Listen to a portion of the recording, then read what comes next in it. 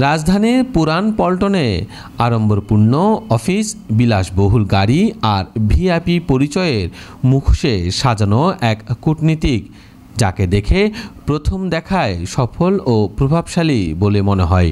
কিন্তু এই পরিচয়ের আড়ালে তিনি গড়ে তুলেছেন ভয়ঙ্কর এক প্রতারণা চক্র। গত কয়েক বছর হাজার হাজার মানুষ তার ফাঁদে পড়ে সর্বস্ব হারিয়েছেন। কেড়ে নেওয়া হয়েছে তাদের পাসপোর্ট, সঞ্চয় ও ভবিষ্যৎ। সম্প্রতি এমন তথ্য উঠে এসেছে কালবেলার নিউজে। 2021 সালের 4 মার্চ বাংলাদেশে বেলিজের অনারারি কনসাল জেনারেল হিসেবে নিয়োগ পান ব্যবসায়ী মশিউর রহমান।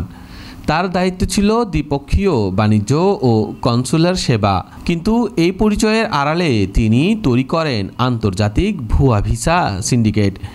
স্ত্রী ডেন্টিস্ট রুমানা আফরোজ ছিলেন তার প্রধান সহযোগী।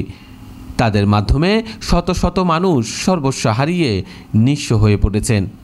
মশিউর মানুষের আস্থা অর্জনের জন্য ব্যবহার করতেন সুসজ্জিত অফিস, দামি গাড়ি, প্রেস সেক্রেটারি ও ভিআইপিদের সঙ্গে তোলা ছবি। ভিআইপিদের সঙ্গে ছবি তুলে সামাজিক যোগাযোগ মাধ্যমে ছড়িয়ে দিতেন এবং নাম সর্বস্ব অনলাইন মাধ্যমে ভুয়া প্রতিবেদন প্রকাশ করাতেন।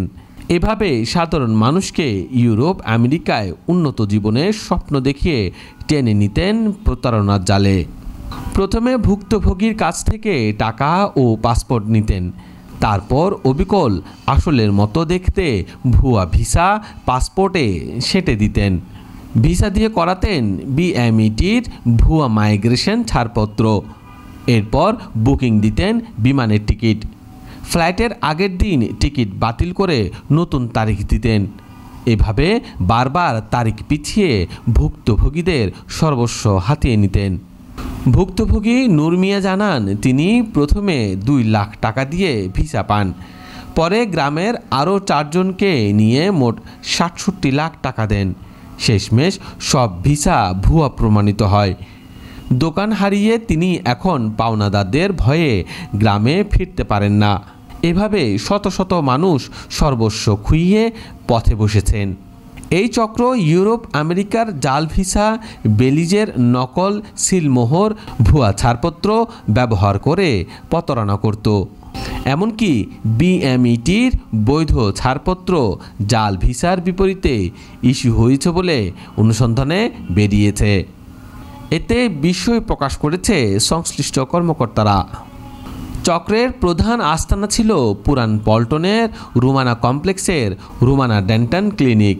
এখানে বসতেন মশিউর ও তার স্ত্রী। প্রতারণায় সহযোগিতা করেছেন কয়েকজন বিএমইটি কর্মকর্তা ও কথিত সাংবাদিক সুমন চৌধুরী, যাকে প্রেস সেক্রেটারি বানানো হয়েছিল।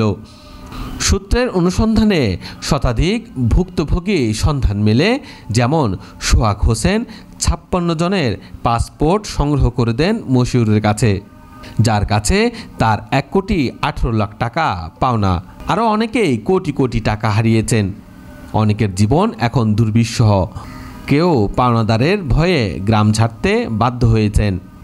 গত আগস্টে মশিউর রহমান অফিস বন্ধ করে স্ত্রীসহ পালিয়ে যান। পুরান পল্টনের ভাড়াটিয়ারা জানান, মাস 2 আগে থেকেই তিনি উধাও। তার অবস্থান সম্পর্কে কেউ কিছু জানে না।